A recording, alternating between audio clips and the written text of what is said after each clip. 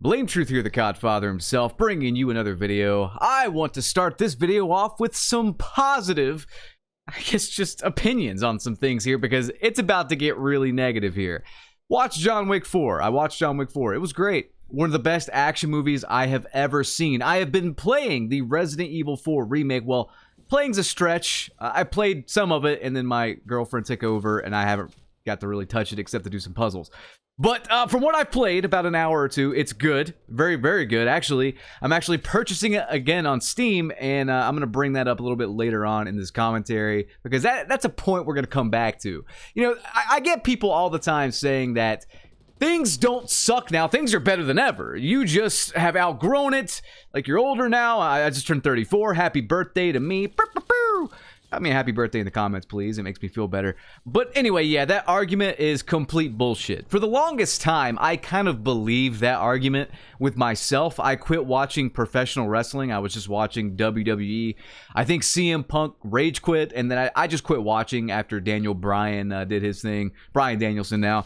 But, yeah, I've always been a big professional wrestling fan since I was a kid, and I thought I outgrew it. And then years later, AEW would come along, and I've been watching AEW religiously. I'm watching AEW, like, and ROH, like 5 hours of wrestling a week. And I'm like, no, I haven't outgrown it. It's just a lot of stuff fucking sucks, because a lot of stuff is made for mouth-breathing morons. Just to make a quick buck. Back to the topic at hand, though. Stuff's good. Stuff's good. It can be good. You know what's not good, though? Call of Duty. You know what I'm going to complain about this video? Call of Duty. But it's not just me. Everyone that I have seen on Twitter that isn't a complete shill, a complete soy boy beta cuck, is complaining about Call of Duty because we are getting nothing while games like Roblox, Counter-Strike, and Fortnite are giving the player a lot of control. And, you know, this particular commentary, like, I want to say I told you so. I really do. I want to say I told you so. And what I mean by that is I have been saying this stuff for years. Since Modern Warfare 2019 came out, I have been loud. I have been brash. I have been kind of offensive. And for good reason, I think, because I saw exactly where this was going. And no one wanted me to be mean. And I'm sorry, guys. I've tried to be nice before. I've tried to be nice when I saw Call of Duty doing the loot box thing. And I let them kind of have that. But I saw where that was going. And then when MW 2019 came out, I knew it would just get worse and worse. Has it not? Has it not gotten worse and worse? But you know what's really brash, offensive, and downright rude? People think I am mean to the devs. People want me to be nice to the devs. People say I'm way too harsh. But listen, do you want to know the actual harshness, the actual rudeness here? Imagine you're a plumber or something, and you've been working in shit all day. You've been working with other people's dookie, all right? 12 hours a day. You come home after that 12-hour shift. You've washed your hands of the feces, the fecal matter. You sit down to play Call of Duty and unwind, and the game crashes. You're on PC, you get some crash to desktop error. Or you log on, you want to play some, and you run into cheaters. Or you log on, and you want to play some, and something doesn't work. The game that you paid $70 to come home and play after your 12-hour shift does not fucking work. That is the actual inexcusable, downright heinous act that should be criticized, and not people being mean to the devs. Can I get a fucking amen there, please? It makes me want to just pull my hair out. In fact, I have pulled my hair out quite a bit in the past several years, just out of frustration. But luckily, I have a great product that's going to help you grow that hair back if you do pull it out. I Restore Laser. Today's video is sponsored by I Restore Laser. Guys, hair loss is something that unfortunately happens to the best of us. Men and women both. And today's product is something that, regardless of what you identify as, will work for you. I Restore Laser is a laser LED therapy. So how does it work? Well, low-level light therapy is just like watering plants. Hair is either in the process of growing, resting, or falling out. The light energy acts like water and nutrients that are absorbed by your hair follicles to keep your hair in the growing phase. Laser hair therapy can be used in conjunction with topical treatments, hair transplants, PRP treatments, etc. to promote and maximize hair growth and to maintain the health of new hair. This is FDA cleared, clinically proven technology, and it's non-invasive. Just use it for 25 minutes every other day, and generally results are seen in 3 to 6 months. What makes iRestore lasers so great though is that there are 282 lasers and LEDs. Other devices only have lasers or only LEDs, which provides the correct light output and power level to stimulate the hair follicles. Lasers offer depth of coverage while LEDs offer broad/breadth of coverage. And with these both combined, you get the best of both worlds. iRestore laser uses a hands-free design so you can do other things while you use it and get your treatments in. Like here I am playing the 1995 hit song Wonderwall by Oasis. Today is going to be the day that they're going to grow your hair back to you, I believe is the lyric in the song. Maybe I'm mistaken, but either way, it's true with iRestore laser. For a limited time, you can get an exclusive $400 off the Pro device with my code BLAMETRUTH. You can find the link in the video description. Again, that's $400 off with the Pro device with my code BLAMETRUTH. Guys, hair loss doesn't have to control you and dictate your life. It's time to get a hold on it. Alright guys, welcome back to the video. As you can see from a lot of people on social media, maybe a lot of influencers you follow, they are sick to death of Call of Duty, and they're being as mean, if not meaner, than I have ever been. My goal was not to just come on here and be a dick to people. I'm actually quite a nice fella. I just don't accept like people dicking me around. If you're gonna grab me by the balls and sling me around, like, don't tell me it's windy. That doesn't really make sense. But, you know, don't piss on my head and tell me it's raining, that kind of deal. Call of Duty's been pissing on our heads for a while. And I want to show you guys some screenshots now. Let's get into the meat and potatoes of the video because I got a lot I want to cover.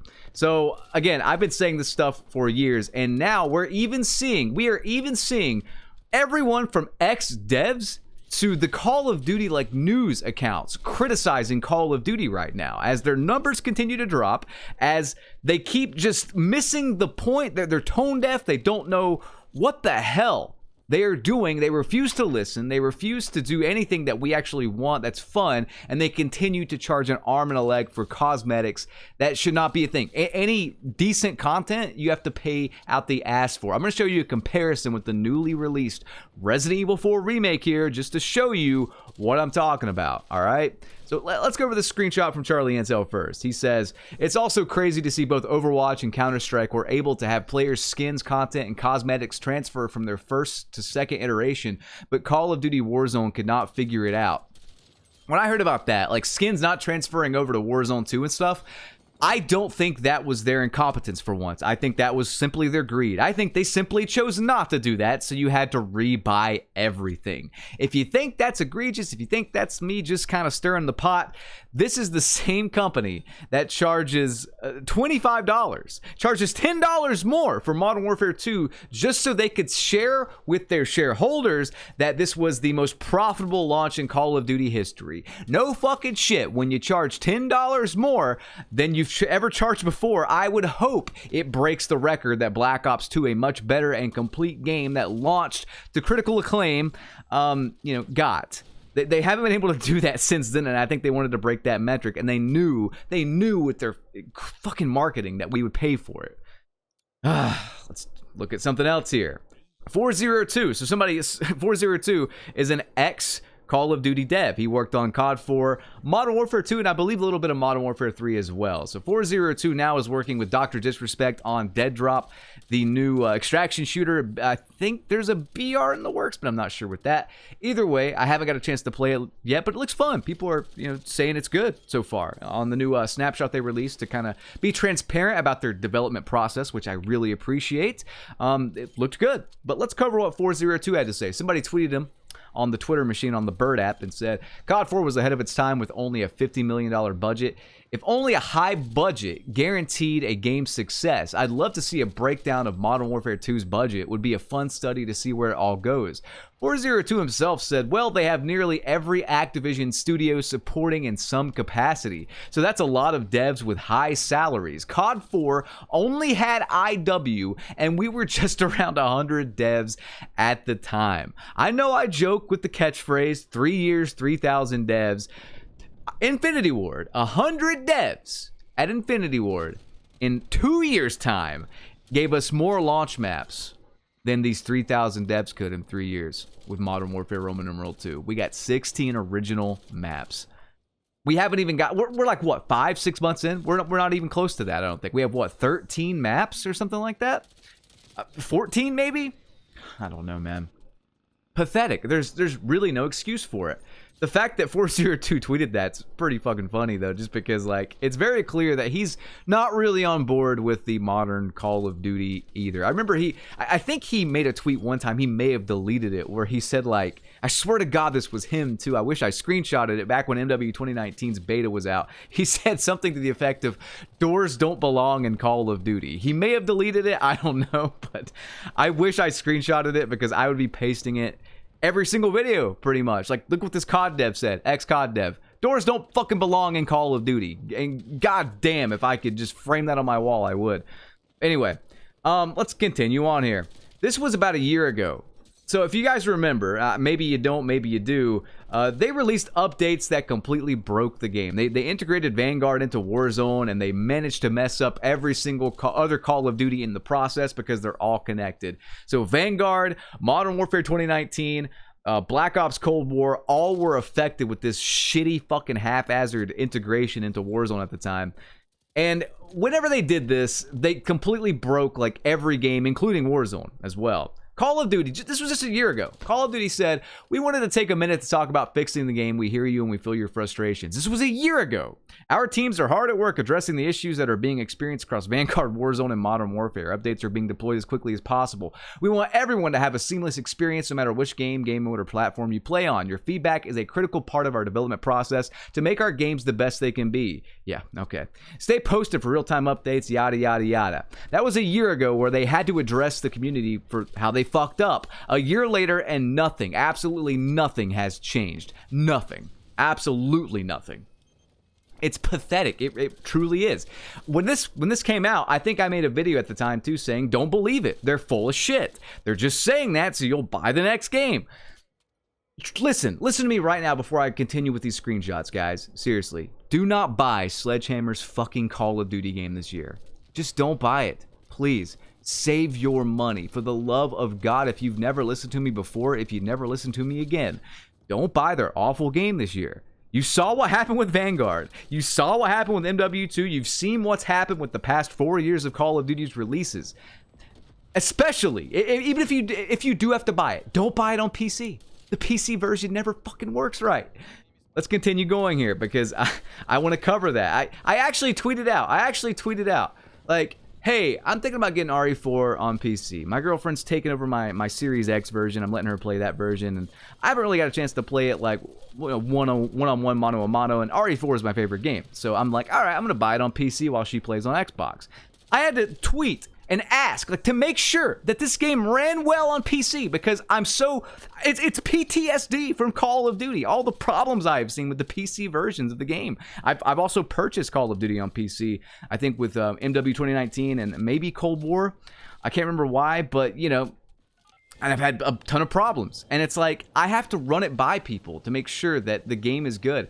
The gaming definition says the game runs very smooth, works on mouse and keyboard or controller, no crashes or issues so far. Everyone else pretty much parroted that and said it runs great. No performance issues really. You're good to go. Capcom released a full fucking working game. It is a miracle.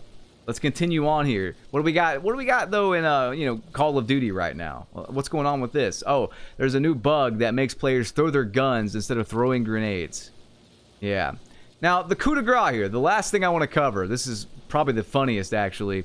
Skins in Call of Duty, we know they're overpriced. Let's look at if you want to purchase a bunch of skins in Resident Evil 4. Let's look at this. Let's take a break from the gameplay here and look at this. I think the game's almost over, but look at this.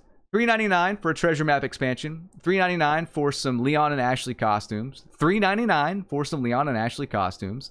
$2.99 for a Leon costume. Like, do you see all this stuff? Look at how cheap it is. You can bundle it up and get the whole thing for $20. All of this for $20. These prices, I get that microtransactions are going to be a thing. I don't mind them. These prices, I feel, are fair. But hey, let's take it a step further.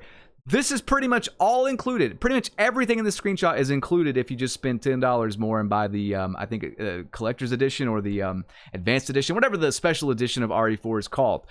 RE4 released at $60, the standard price for games. It did not release at $70 like Modern Warfare Roman numeral 2. If you want to get the special edition, it's $70. All optional cosmetic content. You don't need it. If you want to buy it later, you can buy stuff like, one thing I thought was cool was it's got a soundtrack swap. So you can buy the soundtrack swap from the original RE4 for $3. Meanwhile, one single skin and a gun blueprint that you can't even change the fucking attachments on is like $25 in Modern Warfare 2 and Warzone. You can't defend it. You simply cannot defend it. And it's on a game that doesn't work. It's on a game with bugs, glitches, and one of the worst UIs I still have ever seen, and they refuse to fix it. So there's that. But guys, I'm out of time. I hope you enjoyed this video. Rate, comment, and subscribe. Ring that notification bell. It's glad to see the community come together and just shit on Call of Duty as a whole. Hopefully we get some changes. Fingers crossed. I'm so happy to see the community finally come together and shit on Call of Duty as a whole. I will catch you guys on the next one. Follow my socials in the pinned comment. I want to suplex Joe Secott through Ashley's skirt. Peace out.